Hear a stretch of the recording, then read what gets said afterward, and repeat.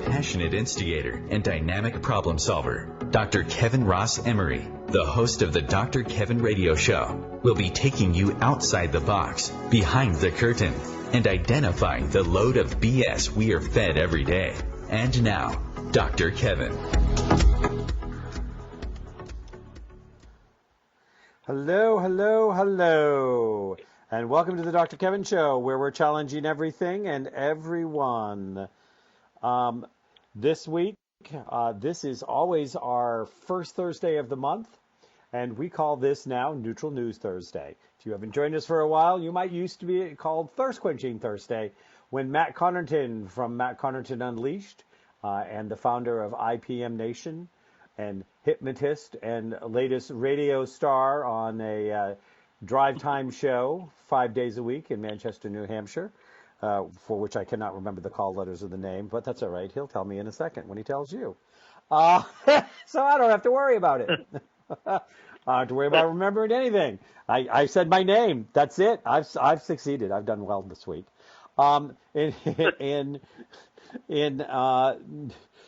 Here at Neutral News, Matt and I try to see if we can give you some neutral perspectives on some of the things that are going on, that's happening around the world, around our country. We're trying to see if we can eliminate the hype, and we can eliminate the hypocrite, and we can eliminate the biased, which means that we've now eliminated 98% of what's out in the media today. Is that a fair number, Matt? What do you think? Welcome on, Matt Connarton. Hello, Dr. Kevin. Hey, I do want to remind our listeners, this is a call-in show. You can call in. You can express an opinion. You can challenge an opinion. You can share something that you'd like to share. You can do that by calling 202-570-7057, he says in his best radio voice. Again, that's 202-570-7057. Doesn't that sound like a radio voice? It sure does. You know, you'd almost think I was on the radio. I just celebrated an anniversary. Did you see the anniversary I got celebrated on LinkedIn, Matt? No, I did not see that. Yeah. What's the anniversary? 12 years. Dr. Kevin Show. I've been on the air for 12 years. Oh. Well, happy anniversary. Yeah. I mean, it's kind of interesting. I lose track. You know, we talk about it, and I'll go, so how long have I known you? How long have I been on air? Blah, blah, blah, blah. Well, it was on LinkedIn. I suddenly got all these, like, congratulations, happy anniversary, blah, blah, blah. And I looked back, and it was my 12th anniversary from when I started my first radio show. So I was like, wow. Now I know how long it is. I'll forget it in another 2 months, but, you know, that's okay. Now, where did you start? Because you've been on OMTimes for a couple of years now, right? I mean, time gets away from me, so I'm never sure how long anything has been. But when you started the Dr. Kevin Show, where did you begin? I started the Dr. Kevin Show on Yaktivate, I think. It started as a podcast. It was called Yaktivate? There was a company called Yaktivate that did podcast. And I jumped from doing the podcast to going on to internet radio. And then I was broadcasting on 2 or 3 different platforms on internet radio, and that's when IPM Nation came in the picture. But I think my very first shows, and then of course I did Voice America, and I did CBS Radio, and I did what's that one that a lot of people have radio shows on, that if you have a mic and a mouth you can go on, there's no qualifications. Blog Talk. My show used to be simulcast through Blog Talk. It was never exclusively on Blog Talk, but it was on Blog Talk, and it was on IPM Nation, and it was on, I can't remember, I think Voice America, and there was Web of Light Radio. And so anyways, I've been around. You've been around. I've been around. There's a joke in there, but I think this is a family program, isn't it? We are family. I got all my sisters and me. You don't mean that way, huh? Well, let's not bring your sisters into it, because then it gets really weird. Okay, tune in there. You're not from the South, Dr. Kevin. Oh, now there was a politically incorrect comment. Talking about I disagree. I disagree. Making fun of the South will never be politically incorrect. For our listeners, that's my determination anyway. Okay. For our listeners, I also want them to know that they can still, like they've been able to do for years now, go to facebook.com/mydrkevin, MYDRKEVIN, for people who feel a little shy about calling in. And they can find at the top of the page right now, the page about neutral news. And they can write comments on there if they would like. If they're like, I don't know that I want to be on air. So again, that's facebook.com/mydrkevin, MYDRKEVIN. And when you're there, make sure you like me because I'm a likable guy. So Matt, what's up with you? What's going on? Fill me in. What's all the news? I haven't talked to you for a while. Well, you did mention, of course, I'm on WMNH. That's the call letters, 95.3 here in Manchester, New Hampshire. And we need to have you back on very soon, Dr. Kevin, because you need to see our fancy schmancy new studio, because you've been on the show once before, and in our old studio. But beginning this week, we're in a brand new studio on a different floor in the building. And it is probably about 3 times the size of the studio that we were in before. There's lots of room, brand new equipment, brand new board and microphones and everything. It sounds incredible. And so we need to have you back on soon so you can see the new digs and really experience it. But yeah, I'm on 95.3 in Manchester from 4 to 6 p.m. Weekdays, and it's Matt Connerton Unleashed in the Afternoon is the official title of this program. And we do discuss a lot of national politics on the show, even though it's on a local FM station. So for people not in the area, you can tune in at WMNHradio.org, WMNHradio.org. You can listen live or you can access the show. It goes up on demand, usually by about 6:30 p.m., and all the shows are archived there. And, of course, we do also replay the show at IPMNation.com as well. But it's been going really well. But, yeah, we need to have you back on. Well, you have an open invitation. You can come on anytime you want to. But we should do that soon. Yeah, no, I want to come. Now, what floor is it on? It's on the 3rd floor. We were on the 4th. Now we're on the 3rd. So, which brings us a little bit closer to the people. Ah, is that what it is? I was going to say it sounds like you've been demoted. No,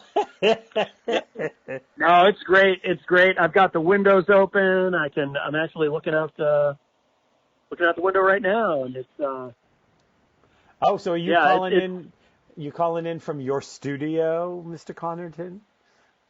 Yes. Well, I have to because I just got done. I just got off the air doing my show, so I can't really go home and then call you. So, I mean, I could, but then I'd be late for your show. Yeah, so. No, and we don't want to do that. We definitely don't want to do that. So, I have, and speaking of things, and the audience gets to listen to us as we kind of chat, and we're going to get into some neutral news in a minute. But I'm starting to get the edited footage from the Web of Light Expo in April. Oh, good. So, we had to have filmed 25 hours or more of a whole diversity of talks, because there was 32 talks. Many of them were, 2/3 of them were 45 minutes, 1/3 of them were a half an hour. So, there's 5 hours of half an hours at least, and then the 45 minutes the 20, 45 minutes would be, I'm trying to think, it would be another 900 minutes of, it'd be another 900 minutes of taping. Wow, that's a lot. Am I doing that math right? 45 minutes of taping, Oh, and we taped. I'm terrible at math. We taped 45 minutes, and we taped 20 different presenters doing 45 minutes of talks. So basically, it would be 20 hours of talks. It would be 20 hours of talks minus 15 minutes, a talk. So a fourth, five, so about 15 hours. So probably between 20 and 25 hours of content that, and you know where that's going to be headed, right? Yes. Where's it going to be Kevin headed? channel, the Dr. Kevin and Friends channel, I should say, on IPMNation.com. Yeah, the Dr. Kevin and Friends channel. So we're going to be loading that right up. In fact, I don't know, when was the last time you did a grab? Because we've got, have you started grabbing any of the dragons, unicorns, and other creative creatures to get on the thing? I think so, but not the more recent ones. Yeah, we'll need to catch up on that. But yeah, because you got a lot of stuff. Yeah, people might not know what that show is. You should talk about. Have you ever talked about that show on this show? I don't know. I don't think you have. To be honest with you, I have our first break coming up. A commercial. We'll be right back.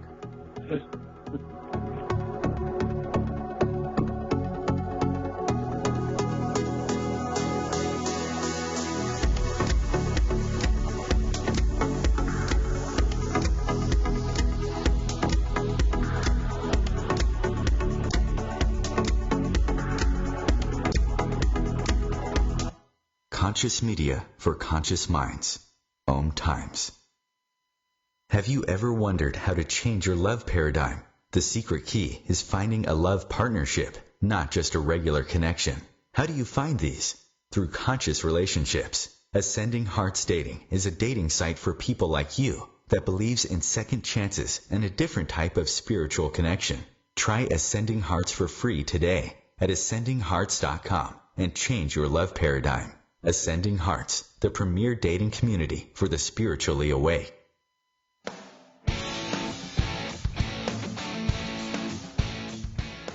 Looking for inspiration? Want to be inspired? Not sure where to go? Find Mark and Kim every Wednesdays at 3 p.m. Eastern on Inspired Living. Topics will elevate consciousness and range from metaphysics to the human and social experience and all things spiritual. Welcome to an inspired community that offers support, encouragement, and new ways of thinking. You are the inspired and the inspiration.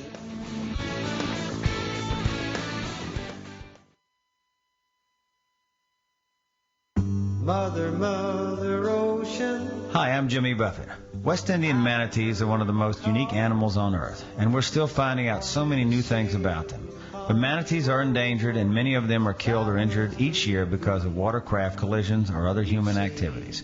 You can help save these gentle marine mammals. For free tips on what you can do, call Save the Manatee Club at 1-800-432-JOIN. Thank you.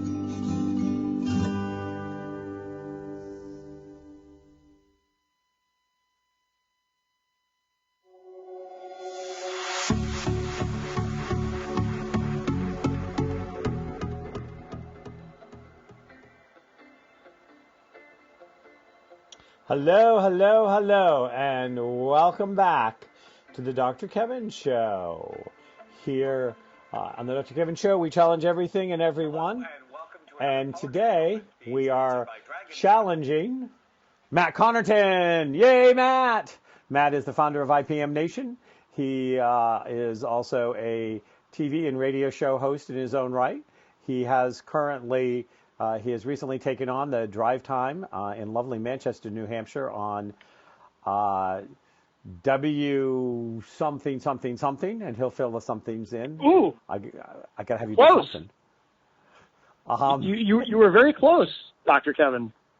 What is it? It's WMNH. WMNH. But you did get the W. You got the W. You nailed it. Yeah. WMNH. Hey, 4 to 6, and you can get it online if you're not in Manchester, New Hampshire, and listen to it live.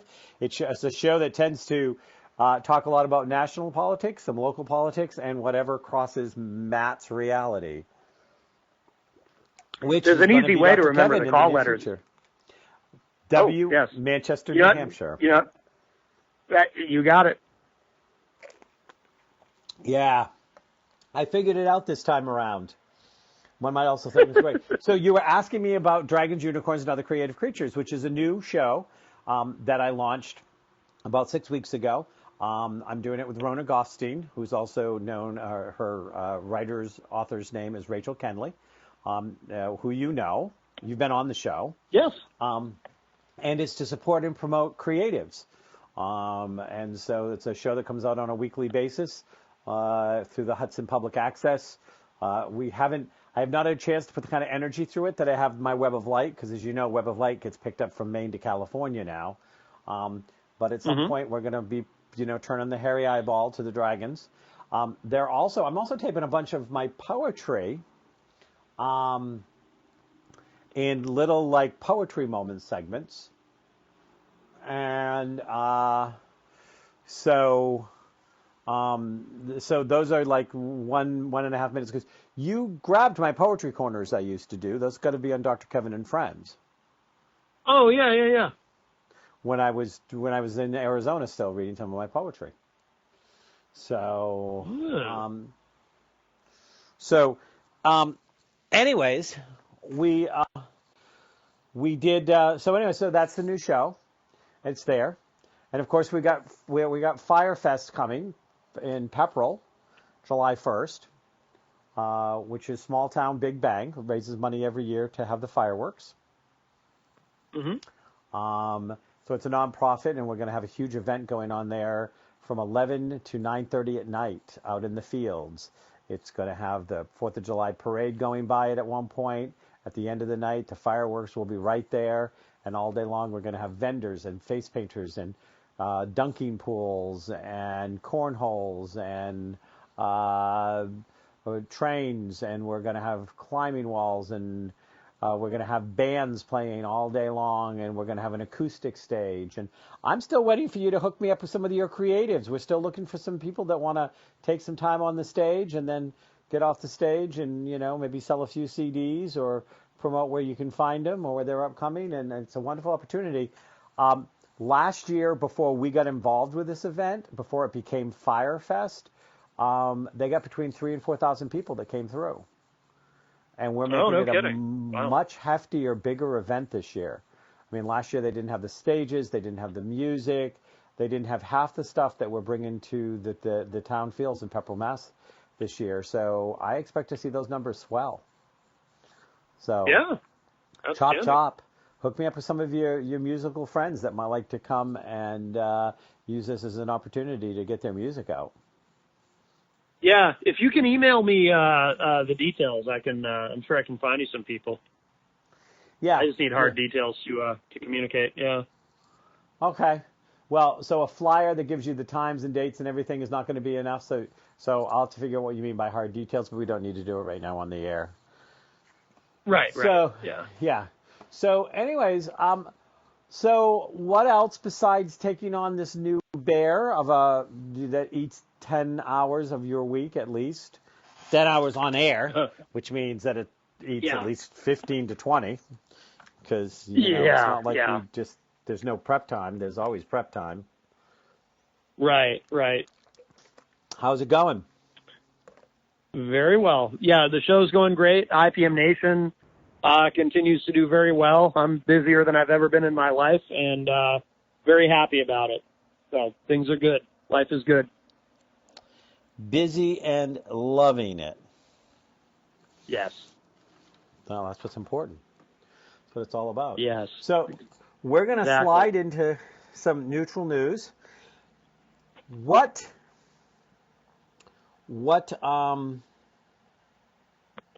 What do you want to talk about this week? Well, the big story right now is Trump has announced we've pulled out of it's funny, I almost said Kyoto Treaty. It's flashing back to the Bush administration. We've pulled out of the Paris Accord. We're out. And he said that we would try to renegotiate, but it's not designed for renegotiation. So, so we have left the Paris Accord, which I think everyone assumed we were going to. There's a lot of conflicting information about how much good being in the Paris Accord would actually do for the world, if it would actually make a difference or not. So depending on what the source is, I'm not sure exactly what to think, what to believe about that. But I think the most interesting development in all of this is that China is now in a position to be the global leader on climate change and fighting climate change and lessening carbon emissions and all of that. China has really kind of taken the lead. And it's a very interesting dynamic, and it's something that we've never seen before. So no matter where you are on this issue, whether you believe that climate change is a real threat or not, the shifting dynamic on this in terms of who is taking the lead, because it's clearly no longer the United States, it is now China. And I just think that's remarkable. And I wonder how many people are really considering the long-term implications of that in terms of what that means, what walking away from the Paris Accord really means. I mean, because even those who are for it must realize that there are some potential consequences for this that I think are not being considered. But that was Trump made the announcement actually right before I went on the air here today at WMNH. So it was still kind of up in the air, but I think everyone kind of knew where he was headed with that. Yeah. Well, I mean, so there's a couple of things. First of all, China may take the lead, but as these agreements stood, China and India had no obligations under the agreement until 2030, because they were allowed a window of time to catch up to the rest of the industrialized world. So China taking the lead, I agree, is a very interesting thing. I mean, we're losing a lot of faith among our European allies. And again, this is neutral news, so I'm not offering opinions here. I'm quoting what we're hearing out of Europe. Merkel was pretty clear when she said, she said that they could not rely anymore, and the inference was clearly on the U.S., and that they needed to, be taking care of themselves. Which, in one hand, I go, well, that is kind of about time. We have been running around playing social worker and policeman and all of this stuff for the whole world. And besides making some rich people richer that make money off of our war machine, I don't know how good it's done us as a country to be this active in the world. So there's kind of, so I've got some, I've got some concerns here that I'm not sure that I'm against it, because on one hand, everybody said this was not going to achieve the goal to get to a 3.6. There was a drop to a 3.6% impact level, and blah blah blah. And even with everything that was in place, we weren't going to be able. We were not on track to meet our part of the agreement. And the Obama administration was putting in some, they were putting in sometimes some aggressive stuff. And I'm not saying it's wrong, and I am a believer of climate change, so I will put that out there. Something is messing with the environment, and I think that it's, the ostrich with the head in the sand if you don't think that we are impacting the environment with our poor environmental choices, I mean, that's just stupid. I mean, you know, how can we not own that we're affecting the environment in a negative way? Of course we are. We're the most destructive species on the planet. Go ahead. I think that is where we can all agree, because even people who deny climate change, I think objectively, you know, anyone can agree that what we do affects the environment. That's why it's illegal to litter. You know, just on a basic level, I think even those who don't think that anything we do has any long-term effect on the climate itself cannot deny that what we do does have some effect on the environment. So I think that's a good place of agreement for everyone. But then there's all these other questions about how much does it affect climate? Do we actually affect the climate itself? And there's a lot of conflicting information. And there's also too a theory that nobody really talks about, but some climatologists have gone on record saying that part of what is problematic about taking these steps to mitigate the damage is that it's actually too late. I mean, this is out there. I'm not saying a lot of them are saying this, but there are climatologists who are saying that, look, we've already passed the tipping point.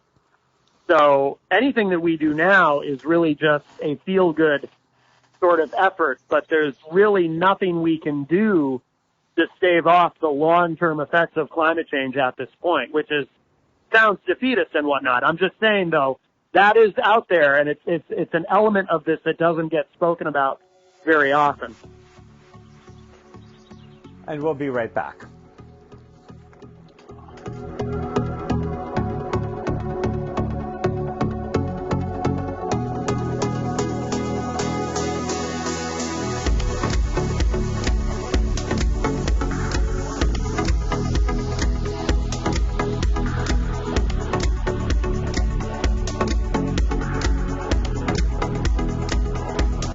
The Real Conscious Connection.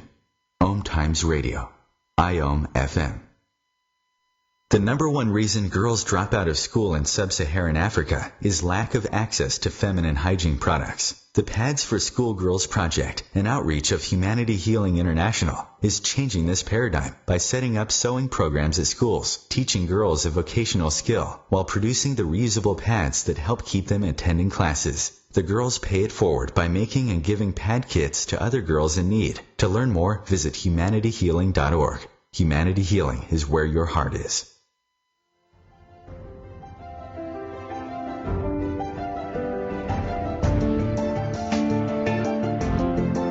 Have you been searching for a perspective beyond the mainstream? Check it out.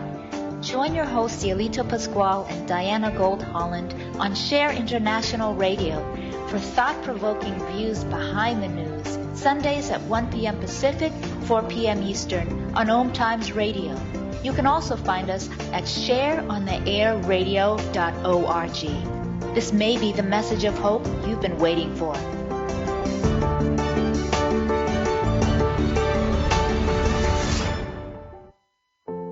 This is why you work so hard to pay the mortgage. Because home is more than four walls and a roof. It's that porch swing on a summer evening. It's everybody over for Sunday dinner. And your family sleeping in their own beds at night. Making Home Affordable is a free government resource that can make paying the mortgage easier. Call 888-995-HOPE or visit makinghomeaffordable.gov. Good night, Mama. This is why. Brought to you by the U.S. Treasury, HUD, and the Ad Council.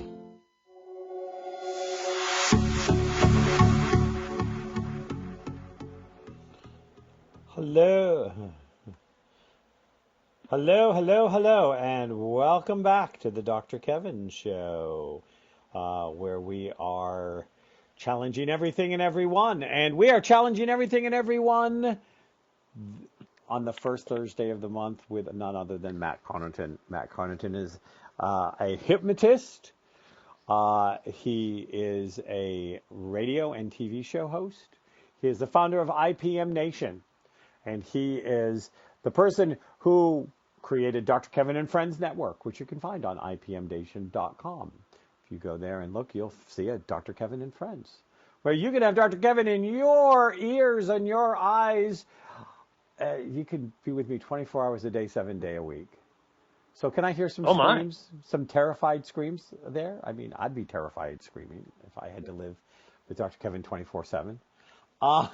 But you do. So, no, I don't.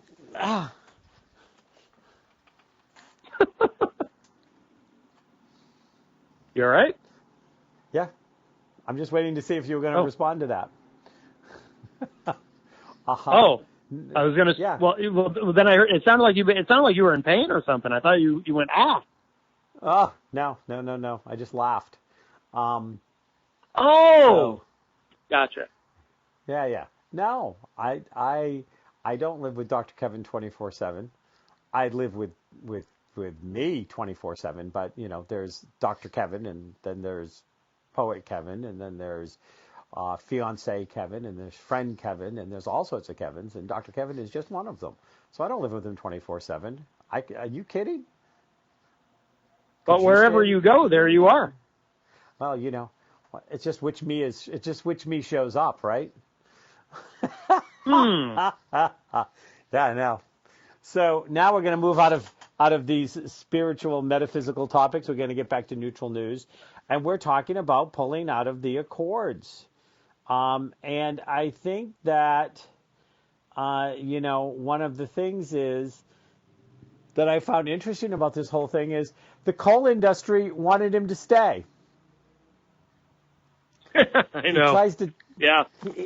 He tries to tout this as something to help bring back the coal industry, and the coal industry is like, this is not going to bring back the coal industry. Fracking has the fracking, which is another whole thing of great concern as far as I'm concerned. But fracking has basically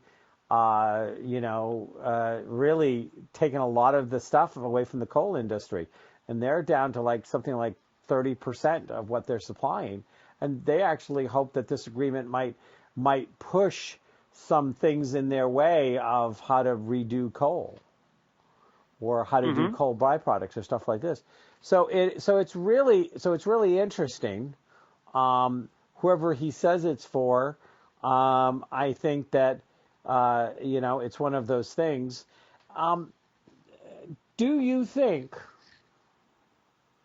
Because you realize he can't just pull out. This is like a 4 to 5 year process for him to pull out of this. Right, although there are elements of it that are non-binding. So there are some parts of it that he can just ignore. As other countries, the Philippines being one of them, for example, there are certain elements of the accord that you can just ignore, and it doesn't matter. But you're right. He can't just say, that's it, we're out, we quit. We're going home. Yeah. No, and by the time he's out of office, we may not have lost our ability to work our way back up into the Accords because we won't be completely out of them. So, I mean, I'm just putting that out there. Again, go ahead. Right. Well, I was going to say, too, and I might have mentioned this already. Forgive me if I think I did mention this already, so forgive me if I'm repeating myself. But also, too, he was talking about in his statement renegotiating our participation in the Accord, but it's not designed for that. In other words, it's not something, and this is not unusual for him. He speaks about like he spoke about renegotiating NAFTA and renegotiating our trade agreements with China and very often, and again, this isn't to criticize him because we're trying to keep this objective, but the pattern has been he discusses renegotiating something, and then when it appears to be difficult or cumbersome or impossible to do so, he retreats from that position and gives in, which makes me wonder if that pattern will continue. Because again, I thought that was very interesting and surprising that he included the idea of renegotiating the Accord in his statement. Is that an indication that he may ultimately change his mind on his statement if he realizes that this, in fact, cannot be renegotiated? Well, it's interesting because I'm going to put this. I want this very clear, because something about the news is, if we're going to put out an opinion, we clearly state this is an opinion. We are not stating facts here, because we're allowed to state opinions. The problem, the whole thing behind neutral news is, so often opinions get stated as facts, and it confuses the listener. Somebody says something and they take it on as a fact when it was just a thing, when it was just somebody's opinion, and usually very leveraged one way or the other, depending on whether you're, leaning left or leaning right, or, just going commando. So one of the things is that he is consistently creating diversions to try to take the conversation away from what is the connection between the Trump campaign and the Trump administration and Russia. This is the bane of his existence right now. He didn't want to have a special prosecutor put in place. He has tried everything. He actually tweeted in the last 24 or 36 hours, he started tweeting things about crooked Hillary again. He's trying to bring that up from the campaign to, again, have people look the other way, like the shell game, like the guy that, when you go to the carnival, the clown that's moving the shells around to see if you can, you can figure out which one the prize is under. And so I do wonder if some of this is just another form of his shell game. He's doing everything he can to divert attention. And we can list things that are not opinion, that clearly divert attention from the conversation that he does not want to have. So, but a couple of other interesting things I found is, ExxonMobil wanted him to stay in the Accords and the Paris deal. Quite a few, yes. And they, oh, go ahead. And you're going to just say what I was getting ready to say, which is right after that broke, Exxon shareholders voted in favor of a resolution asking the company to report annually on how it's dealing with climate change. Was that what you're getting ready to say? And there's that, and that's a very interesting point. Also, too, there's other CEOs, the CEO of Apple, for example. There were a number of CEOs who were really pressuring the Trump administration to stay in. And also Ivanka Trump, who is apparently, from what I've read from the beginning, has always been concerned about climate change, and she was pressuring her father to stay in the Accord, too. But the ExxonMobil thing is particularly interesting. Well, I find it interesting that even on his own team, you had Secretary of State Rex Tillerson, several Republican congressmen, including the chairwoman of the Senate Energy, Lisa Murkowski of Alaska, who were all like, "No, you need to stay in." So and you never know polls. I mean, polls I'm always suspicious of, even if they're going to reinforce what I believe or would like to believe or what I'm in favor of. Even when they agree with my opinion, I'm still skeptical of them, because the poll is only good as the way the question is answered, who's doing the poll and who's being called. But they say that 62% of Americans were in favor of staying in this, that feel like something needs to be done. But you pointed out. Well, you're right about polls. I mean, Go ahead. I was going to say we all got reminded of that during the election about polls. All the polling indicated Hillary Clinton was going to be president. Yeah. Well, and there was some serious damage done really very much at the end with the release of all these emails and all the stuff that went on. And of course, we're getting ready to hear the testimony from Comey. Yes. Oh, I'm very excited about that. Comey. Yeah, I'm very excited. That's Comey. going to be fascinating. He's gonna next week, and and everything. What we do know is he has a history of documenting everything. That's been said over and over and over Yes. again. He was somebody that documented stuff and did CYA really, really well. That Yes. This was one of his strengths, and he, and now we've been told that there are memos saying that he specifically wrote a memo and sent it out to say of that dinner meeting that he had with Trump. The one that Trump, again, diversionary. He better hope we have no tapes. Tweet. Yeah. Okay. What a strange thing to say, too. Just Well, bizarre. yeah. Well, and there's this whole thing that there's been this huge rise in Twitter followers, but it's looking like somebody has created a bot because there's been like some incredible number, I don't have it in front of me, of people that have joined in the last few weeks, I think it's in the millions, that have started following Trump as to show support, and almost none of them have faces, have almost no information, have no history. Oh, okay. Yeah. Yeah, that usually means those are paid for. Yep. Yeah. Those are, and they very effectively used that bot technology, a month before the election, because there was a big surge there of the following, and when it was looked at, it was clearly bots, what they call bots. Yeah. And again, right. What we know is a large number of people recently started following Trump, all who have no real profile and no real face. That's what we know. We'll be right back for the Dr. Kevin Show.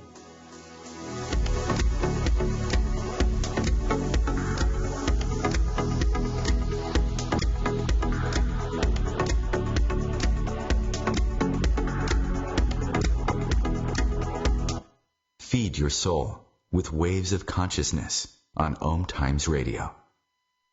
Host your show on IOM FM, the radio network of OMTimes Media, one of the more recognized brand names in the conscious community, and is backed by the extensive marketing reach of OMTimes. Hosting a show on IOM FM immediately connects you with our extensive dedicated community. Eros Evolution is where sexuality and spirituality meets. Join me, clinical sexologist Martha Tara Lee, on Eros Evolution on Thursdays, 4 p.m. Eastern on OMTimes Radio. Every 2 minutes, an American is sexually assaulted. The majority of victims know their attacker. It could be your friend, your neighbor, or someone you met at a party. If you said no, it's rape, and it's a crime. This is Christina Ricci with RAIN. Call the National Sexual Assault Hotline today at 1-800-656-HOPE or visit RAIN.org. That's RAINN.org. Brought to you by RAIN and this station.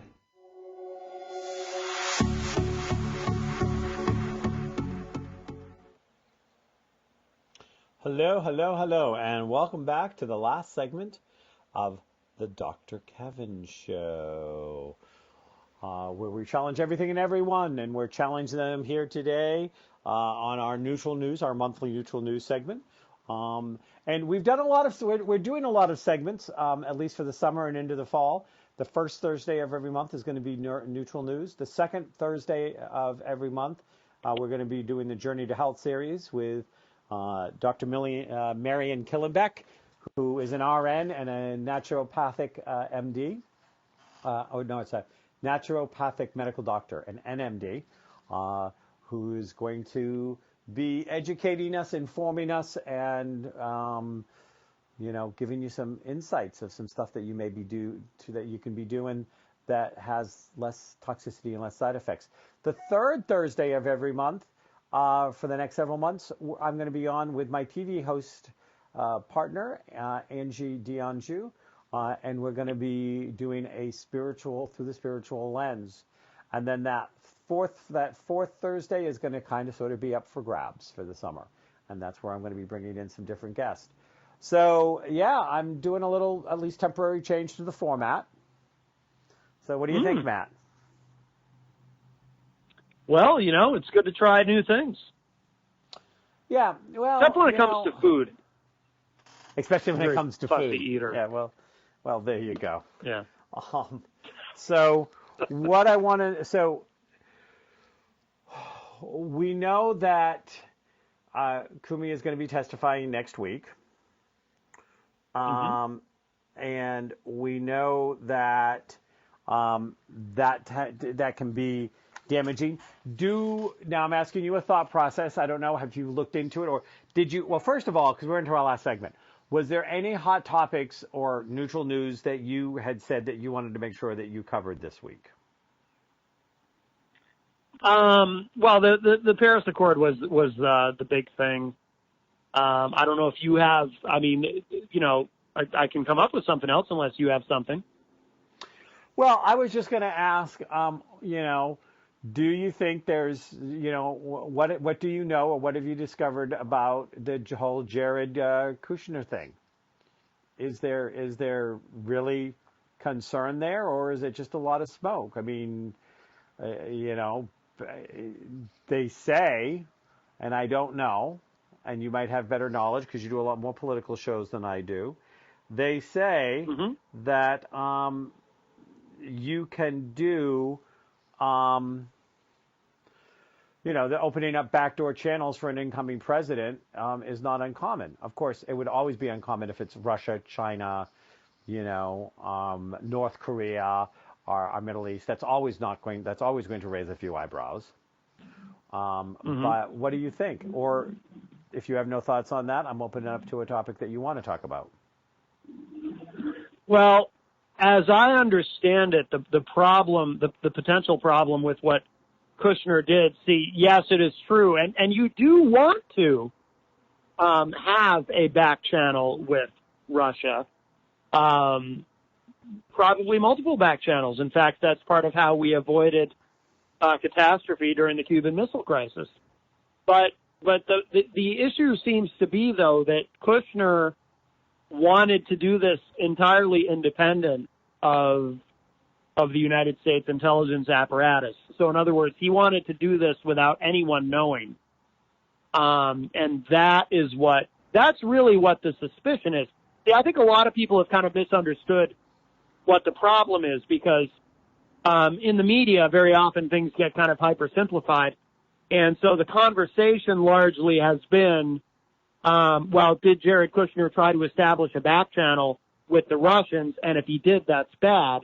And what people don't realize is, no, that's not bad. And see, conservatives are pushing back on it, saying, no, that's not bad. You do want to have back channels with the Russians. And they're right. But so the discussion, though, because it becomes partisan, as so many things do. So you have Democrats saying, no, that's wrong, he was trying to do something shifty. And you have Republicans saying, no, it's fine. But it's not, the issue is not the back channel with the Russians. The issue is, did he try to do this? Did he try to hide this from U.S. intelligence? And that is what is actually the issue here, and is the big story. And so that's, it's kind of been sort of misframed in the media, I think. Okay. So you're saying the story is more about was he acting as a lone ranger, and why was he trying to hide it? If this is a common practice, why would our intelligence agency have been left out of it? Is that what I hear you're saying? Correct. Exactly. And there also seems to be evidence to suggest at this point, obviously we don't know everything yet, that he was trying to establish a back channel with the Russians specifically for business purposes, which again, if you accept the premise, which I do, that it's a good idea to have back channel communications with the Russians, or or with anyone with whom, they're not necessarily an enemy or an ally, but anyone who we have that kind of relationship with, it's a bit contentious and whatnot. Even if you accept that back channel is fine, is it fine if he's doing it specifically to enrich himself or his family's business? And if that's the only reason he was doing it, that's really not fine. So that's a misuse of power. So that's a problem. That's right. A problem. Exactly. There's that fine line, and definitely we're seeing a lot of these lines crossed. And we're finding that, everybody says Trump's not getting a lot done, but he's getting a lot done in backdoor ways that is slowly chipping away at environmental protections. There's a lot of stuff that he can just be doing through executive orders, and he can just be doing wrangling. Well, again, there's this look the other direction. Mm-hmm. So we have, so we have about 4 more minutes. Was there something else that you thought was going on that you wanted to bring up? There is in Saudi Arabia. Apparently, they've made an effort to really step up their executions. They like to behead people there, and it's interesting what goes on in Saudi Arabia in terms of human rights abuses because we're very tight with the Saudis. Of course, Trump went and spoke in front of the Saudis, gave what was actually a pretty good speech. It was fine, but then again, we have this very contentious relationship with the Iranians who actually have these open and fair and free elections. And meanwhile, the Saudis continue to engage in these human rights abuses. And we apparently have nothing to say about it, diplomatically or otherwise, as a country. And I think that's an important story. We don't have time to get really in depth with it, but I think what goes on in Saudi Arabia matters, and our lack of engagement or judgment on their human rights abuses is very relevant. Yeah, we have a very convenient who we choose to go after. We don't go after we don't go after the people who are benefiting us in some way or that we want leverage with some way. We do turn our heads the other way. And that is a problem because it basically makes us look like hypocrites. If this is important to you in this country, why is it important to you in every country? Right. So I think that's an issue. I'm going to bring up one other quick thing. We're probably going to get this cut off. The whole Kathy Griffin thing. Oh, yes.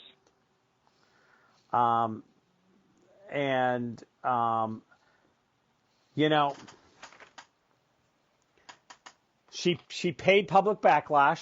She's lost some gigs. She's lost some stuff. It was inappropriate.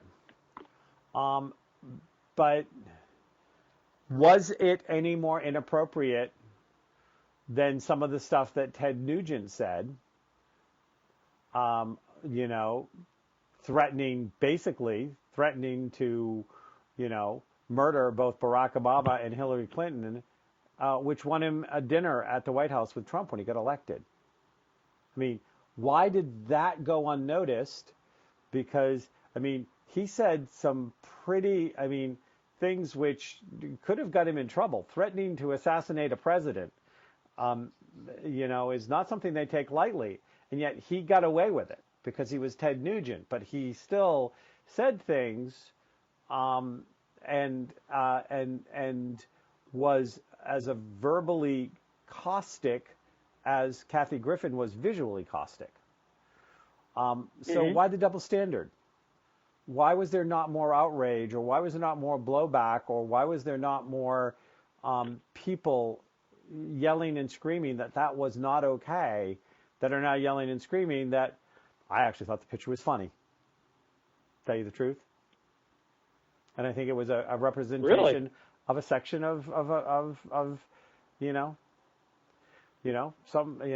and I'm not saying I promote violence.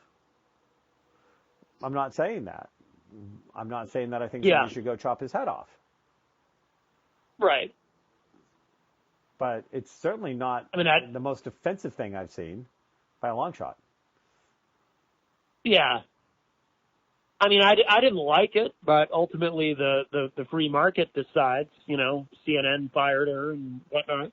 I think, though, the reason that what she did has more of an impact than, say, what Ted Nugent said, and I don't condone that either, but I think it's because what she did included an actual image people could see. I think that's why. Well, thank you, Matt. Thank you.